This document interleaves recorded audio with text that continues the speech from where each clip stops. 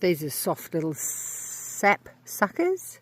There's two little ants there. The ants love to come up and eat them. They are living and sucking along this acacia. Sorry, Fabaceae pea plant.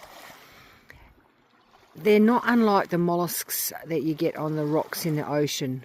They've got lots of little suckers on their feet underneath. It's actually stopping the oxygen getting to the plant, which can make the plant very sick.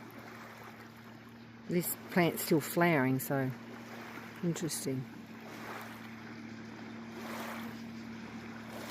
Scale insect. We spend our whole lives spraying them in our veggie patch and our orchards. And this one is in Lake Kepwari in Collie River Valley, Western Australia.